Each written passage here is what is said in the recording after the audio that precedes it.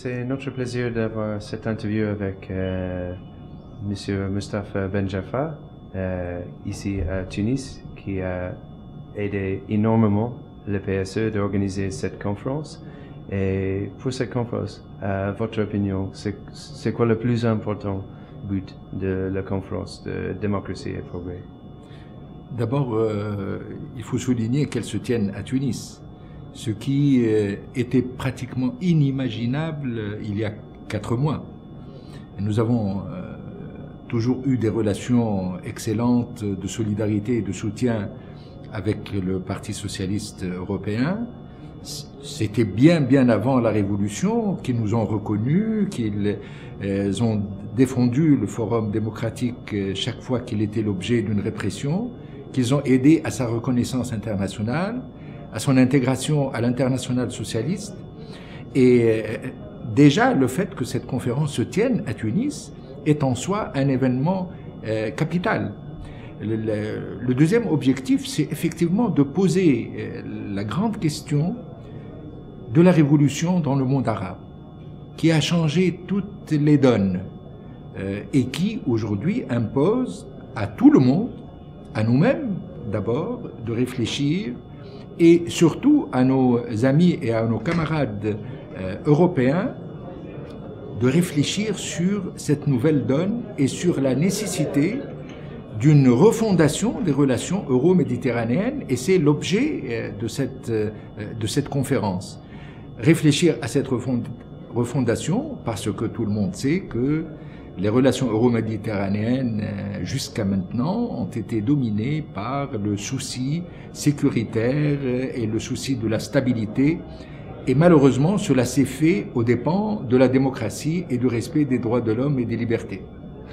Oui, ça c'est un bon point parce que notre président, M. Rasmussen, il a déjà dit que en Europe, il y a vraiment 2 types de démocratie. Il y a la démocratie conservateur et la démocratie progressiste.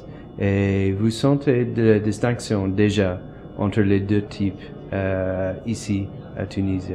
La question, c'est que nous, socialistes, démocrates, nous ressentons cette différence. Nous la vivons et nous l'avons déjà vécue pendant les années de plomb.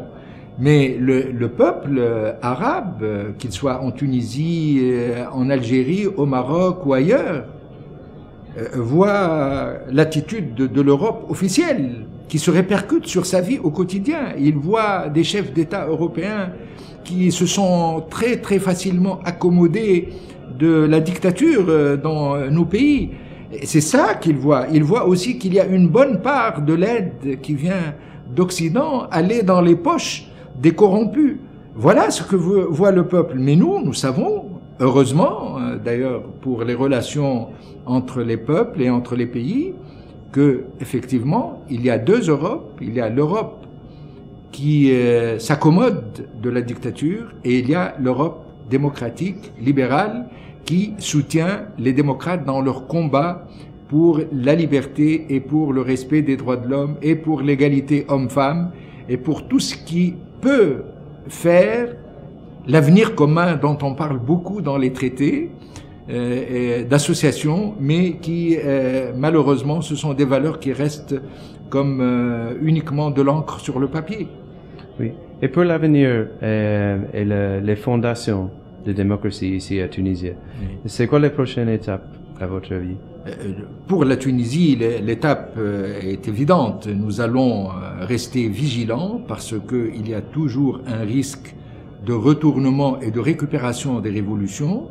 Et ça, nous le disons pour nous-mêmes, mais nous le disons aussi pour tous les camarades socialistes et tous les camarades démocrates d'Occident.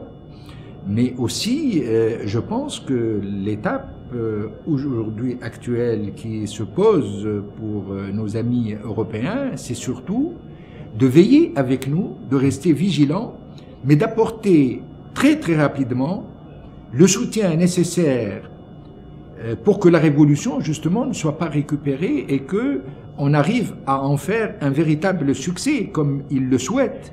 Et pour cela, il faut des mesures urgentes. Il faut absolument, d'abord, nous aider à récupérer les biens mal acquis, ce qui n'est pas rien. C'est une grosse somme qui pourrait nous aider dans notre marche pour le développement, pour réduire les poches de tension aujourd'hui dans les régions qui ont été marginalisées par les pouvoirs dictatoriaux et qui ont été presque à l'origine. Cette disparité, ne l'oublions pas, entre les régions, la pauvreté, la question du chômage ont été à l'origine de l'éclatement de la première étincelle de cette révolution en Tunisie. Donc il faut absolument nous aider à récupérer ces biens.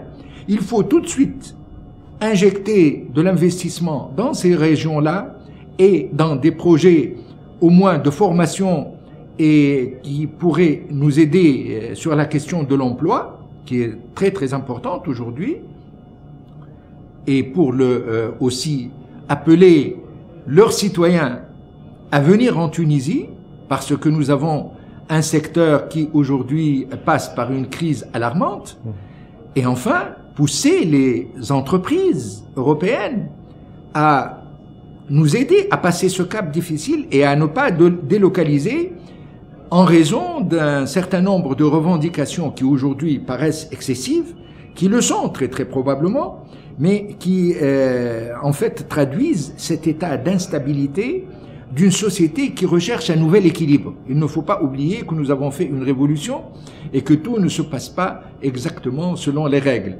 Donc ça, c'est le court terme. Pour le long terme, il faut qu'on réfléchisse ensemble à refonder ces relations. On pense, nous, à un plan, vous l'appelez, vous, plan Marshall, on aimerait lui donner un plan, un nom plus adapté à notre situation, qui est le plan de la dignité, et je le dirai moi en arabe, un plan al-karama, c'est la dignité, et qui pourrait ressembler, qui irait dans la logique du plan Marshall, mais qui serait surtout élaboré de part et d'autre, et ne soit pas uniquement imposé par, encore une fois, l'Occident, comme ça a été le cas du partenariat euro-méditerranéen. Parfait. Merci beaucoup.